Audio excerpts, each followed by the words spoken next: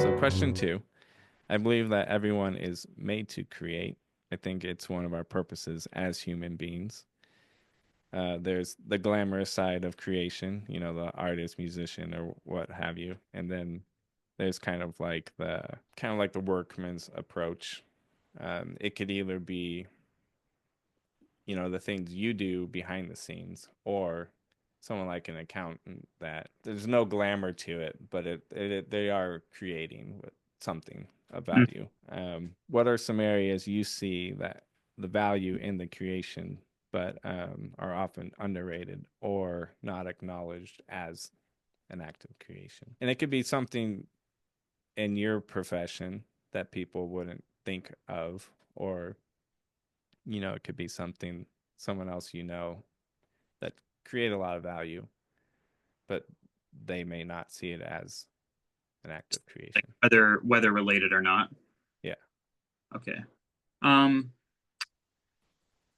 well, I think one maybe underrated aspect is, maybe those m moments of lull for a lot of us as creatives. It's that whether if you want to call it the manifestation period of where you're trying to you're stewing on things, or even if you're not feeling creative, like it's a creative slump, maybe. But I've kind of tried to find ways of embracing those and use them as forms of inspiration, or just kind of take a beat. Like maybe it's, your process telling you to kind of like take a beat for a second. You've overworked this problem. So I guess just really being in tune to whatever I'm feeling or tapping into in those moments, especially the downtime, when it's maybe, you get up and you have that, like, I want to sit down and draw, like I know I need to sit down and draw, but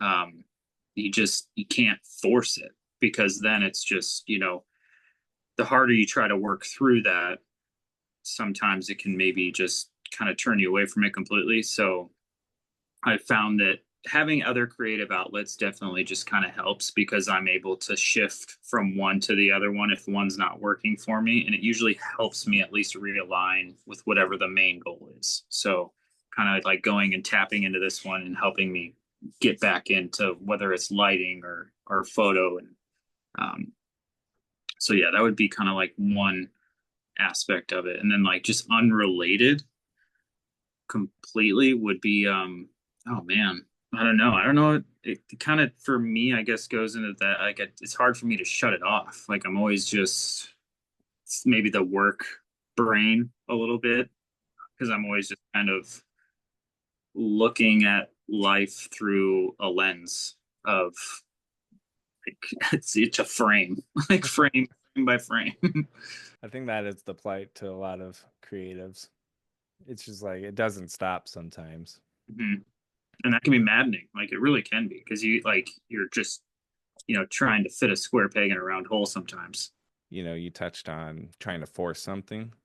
Hmm. I've been there too, where you're like, might have this like initial idea, right? But it's just not fully playing out how you picture. So you just keep forcing it, and then you just get frustrated, and then you may not go back to it at that point. Instead of just pausing, taking a step back for a minute, and then maybe come back to it later. Yep, absolutely. So the cross check, when we first started as the band, I think the first song I played for him was just the bass player and the drummer came over, and I just played it on acoustic guitar, and like both of them were like, that song sucks."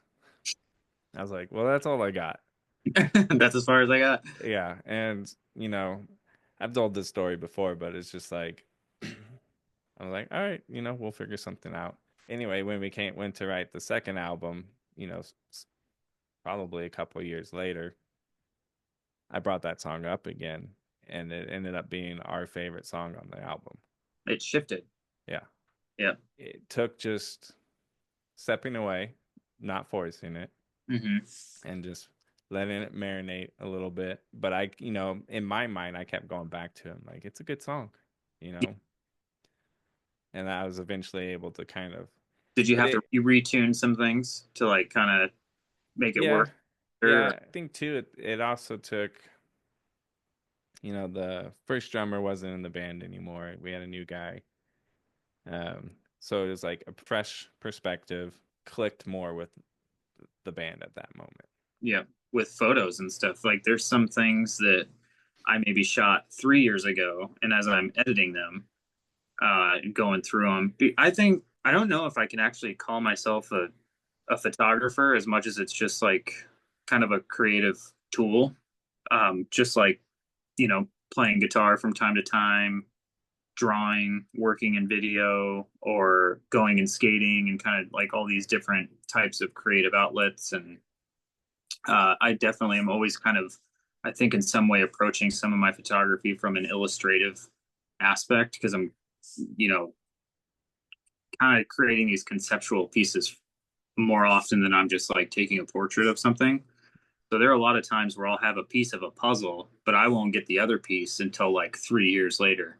So, it's kind of a downside a little bit because I'll shoot stuff with people and I feel bad because, they always want to see it because they're happy with that result. But for what my end vision is, it's not quite there. And then I always kind of get that, oh, now it finally comes out. But I had to work through some other stuff to get kind of another piece of the equation sometime, not all the time, but Right. in my more personal endeavors as opposed to projects for clients, I definitely fall into like it takes me some time to kind of create my visions. Yeah. And I think that's what could be termed as like the workman's approach. It's like, it's not just this, I took a photo, it's amazing, I'm great, look at what I did. It's like, there's a lot of just intentionality, time, waiting, Mm-hmm. you're finding that right moment Yep. and being willing to even just marinate on it for a Yep. little bit because you have this idea that you want to see happen. And I don't think people kind of realize that in the creative space. Yep.